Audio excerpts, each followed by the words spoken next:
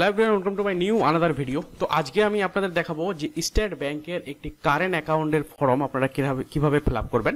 তো আপনারা সেভিং অ্যাকাউন্টের ফর্ম এর আগে আমি দেখিয়েছিলাম যে কিভাবে একটি ফিল আপ করবেন। আজকে আমি আপনাদের দেখাবো একটি স্টেট ব্যাংকের কারেন্ট অ্যাকাউন্ট কিভাবে ফিল আপ করবেন। কারেন্ট অ্যাকাউন্টের জন্য কি কি ডকুমেন্টস লাগে সেটাও আমি আপনাদের বলবো ভিডিও শেষে।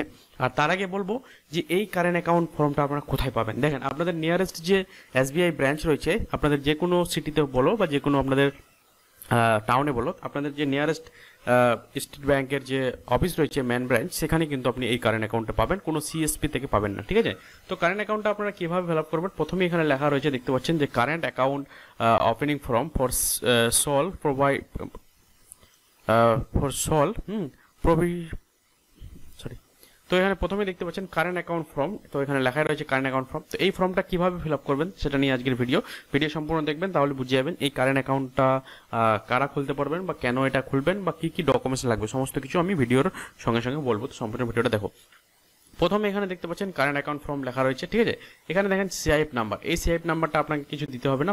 এখানে অ্যাপ্লিকেশন টাইপ, আপনার যদি এর আগে স্টেট ব্যাংকের কারেন্ট অ্যাকাউন্ট থাকে তাহলে আপডেট দিবেন, আর যদি আপনাদের নতুন কারেন্ট অ্যাকাউন্ট থাকে তাহলে এটাতে ওকে মারবেন, অর্থাৎ টিক মারবেন। ঠিক আছে, এখানে আপনারা ডেট দিবেন ফর অফিস ইউজ অনলি। এখানে আপনাদের ডেট দিতে হবে না, এটা অফিস ইউজ অনলি শুধু লেখা রয়েছে, এখানে অফিস দিবেন, আমি এখানে লিখে দিয়েছি, তবু এটা শুধু অফিস দিবে। ঠিক আছে, কারেন্ট অ্যাকাউন্ট নাম্বার, এই অ্যাকাউন্ট নাম্বারটা যখন হয়ে যাবে তখন সেটা অফিস ইউজ করবে। ওকে, তো আমাদের যেটা মেন কাজ সেটা হচ্ছে 1 নম্বরে আমাদের কাজ হচ্ছে ফার্ম ডিটেলস আপনাদের বলে দিই।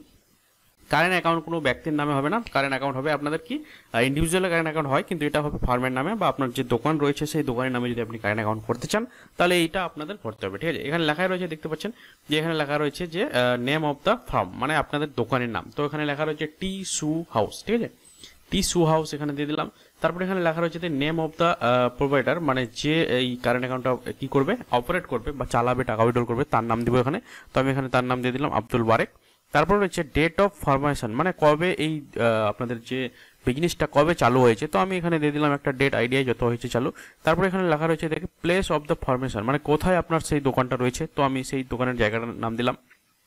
Country code of formation, country code আপনাদের দিতে হবে 91। আমরা যখন মোবাইলে ডায়াল করি তখন দেখবেন অটোমেটিক চলে আসছে আমাদের 91, সেটা হচ্ছে আমাদের কান্ট্রি কোড। জিএসটি নাম্বার থাকলে এখানে জিএসটি নাম্বার দিবেন, আর যদি না থাকে তাহলে কোনো কিছু দিতে হবে না, চলে আসবেন নিচে।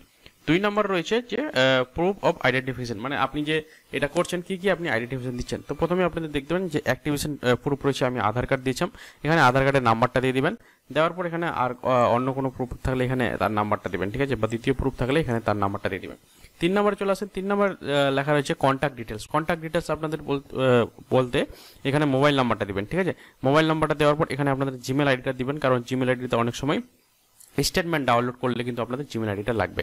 ঠিক আছে, 4 নম্বর রয়েছে যে প্রুফ অফ অ্যাড্রেস, আপনাদের অ্যাড্রেস এখানে লেখা রয়েছে দেখেন বিজনেস বা অফিস অ্যাড্রেস ডিটেলস, মানে বিজনেস যেখানে আপনি বিজনেস করছেন সেখানকার অ্যাড্রেস কিন্তু দিতে হবে। তো আমি অ্যাড্রেস 1, এখানে দেখবেন অ্যাড্রেস 1, অ্যাড্রেস 2, অ্যাড্রেস 3, হ্যাঁ, তারপরে হচ্ছে ডিস্ট্রিক্ট। তো অ্যাড্রেস 1-এ আমি লিখলাম কি ভিলেজ, যেখানে ভিলেজ রয়েছে আমাদের ভিলেজ দিলাম, হ্যাঁ। তারপরে অ্যাড্রেস 2-তে লিখলাম আমরা পোস্ট অফিস, যেখানে আমাদের পোস্ট অফিস পিও দিয়ে পোস্ট অফিস লিখলাম।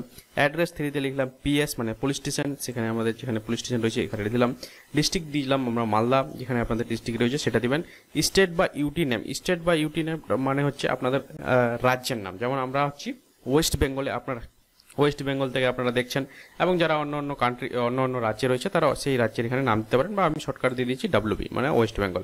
এখানে আপনি স্টেট কোডটা আমি এখানে 91 দিলাম, কান্ট্রি কোডটা 91 দিলাম, এবং কান্ট্রি যে নাম সেটা আমাদের ইন্ডিয়া এখানে দিয়ে দিলাম। স্টেট কোডটা হয়তো আলাদা হতে পারে, আমি 91 দিলাম, আমার জানা ছিল না। তারপরে এখানে বলছে কারেসপন্ডেন্ট লোকাল অ্যাড্রেস, যদি আপনার এটা আপনাদের মানে দেখতে হবে, এখানে রয়েছে কারেন্ট সেম অ্যাড্রেস বিজনেস বা অ্যাড্রেস প্রুফ, মানে এখানে যদি আপনাদের যেইখানে আপনারা দোকান করছেন সেখানে যদি আপনার বাড়ি থাকে তাহলে এখানে ডু লিখে দিবেন, কারণ আপনার সেই অ্যাড্রেস উপরের অ্যাড্রেসটাই হচ্ছে নিজের অ্যাড্রেস।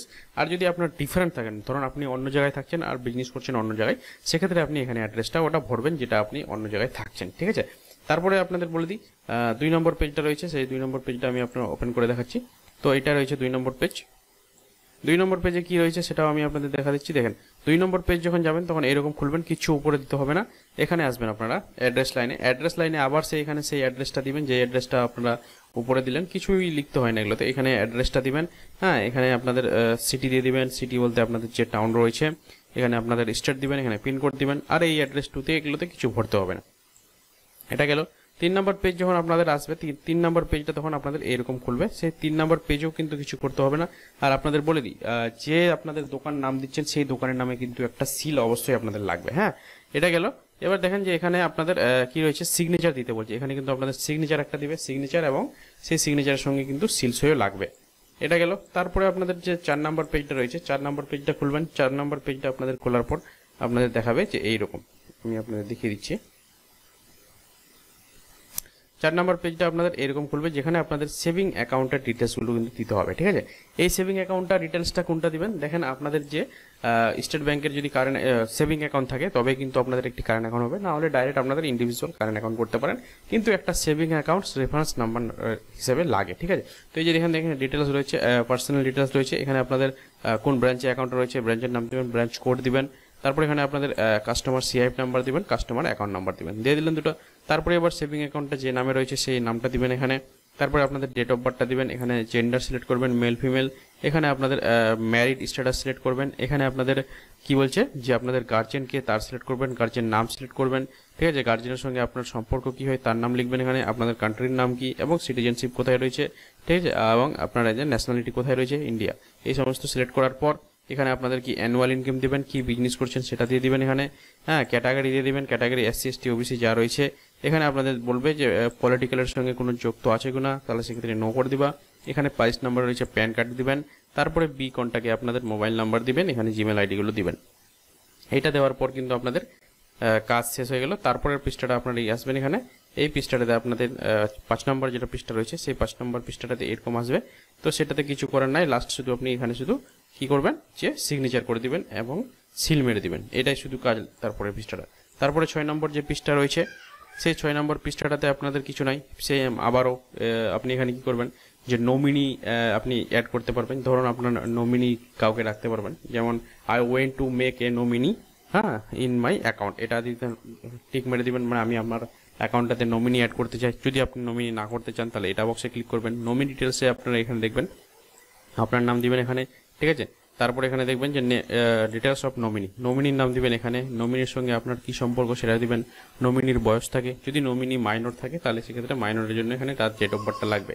নমিনির অ্যাড্রেসটা দিবেন, ভিলেজ, পোস্ট, পিএস এবং ডিস্ট্রিক্ট, পিনকোড দিবেন, স্টেট দিবেন। সম্পূর্ণ দেওয়ার পর এখানে আপনাদের সিল মানে সিগনেচার করবেন, কার বলেন তো, যার অ্যাকাউন্ট হচ্ছে তারই সিল মেরে এখানে সিগনেচার করে দেবেন। ঠিক আছে, এটা হয়ে গেল। তারপরে এবার 7 নম্বরের পেজ যখন আসবে আপনাদের, 7 নম্বরের পেজে কিছু থাকবে না। 7 নম্বর পেজে সেম আবারই এখানে আপনারা কি কি ডকুমেন্টস দিচ্ছেন সেই ডকুমেন্টসগুলোতে ক্লিক করে দিবেন।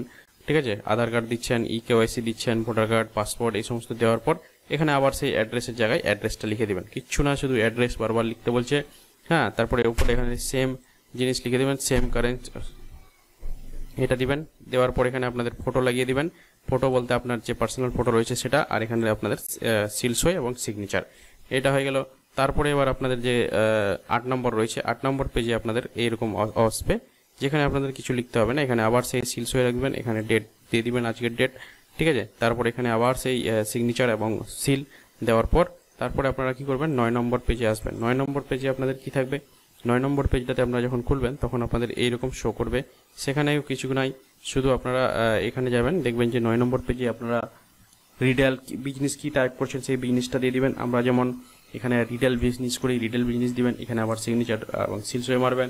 এখানে হচ্ছে অ্যাকাউন্ট ভার্মেন্ট রেগুলার, এখানে আপনারা মনে রাখবেন যে কত টাকা মেনটেন করবেন। ঠিক আছে, রেগুলার কারেন্ট অ্যাকাউন্টের জন্য 5000, গোল্ড কারেন্ট অ্যাকাউন্টের জন্য 10,000, হ্যাঁ, ডায়মন্ড কারেন্ট অ্যাকাউন্টের জন্য 50,000 এবং প্রিমিয়াম কারেন্ট অ্যাকাউন্টের জন্য 1 লাখ। মানে আপনি নিজের কারেন্ট অ্যাকাউন্টগুলোতে কত টাকা মেনটেন করে রাখবেন।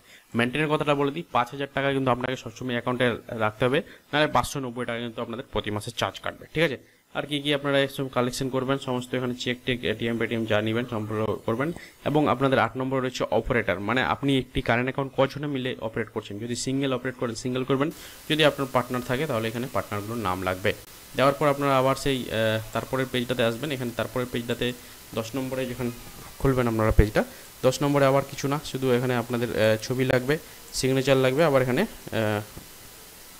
এখানে শুধু সিগনেচার, এটা অফিস সিগনেচার করে ছেড়ে দেবেন। এই যে এখানে সিগনেচার করবেন তাহলে ছেড়ে দেবেন। তো এই ছিল আজকে কারেন্ট অ্যাকাউন্টের ফর্ম কীভাবে ফিল আপ করবেন আজকের ভিডিও যদি ভালো লাগে চ্যানেলটাকে অবশ্যই সাবস্ক্রাইব করবেন। দেখা হবে আবার পরের ভিডিও, তখন দেখতে থাকুন জাহাঙ্গীর দা টেকনিক্যাল। আর হ্যাঁ, কি কি ডকুমেন্টস লাগবে দেখেন, এর জন্য ডকুমেন্টস লাগবে আপনাদের কি, একটা হচ্ছে উদ্যম সার্টিফিকেট, একটা হচ্ছে তোমার ট্রেড লাইসেন্স, একটা আধার কার্ড, প্যান কার্ড, ব্যাংকের বই, আর একটা হচ্ছে তোমার ভোটার কার্ড, ছবি, একটা দোকানের নামে সিল, আর এই সমস্ত জিনিসগুলো আপনাদের লাগবে। ঠিক আছে, কারেন্ট অ্যাকাউন্টের জন্য কিন্তু এইগুলো মাস্ট লাগবেই।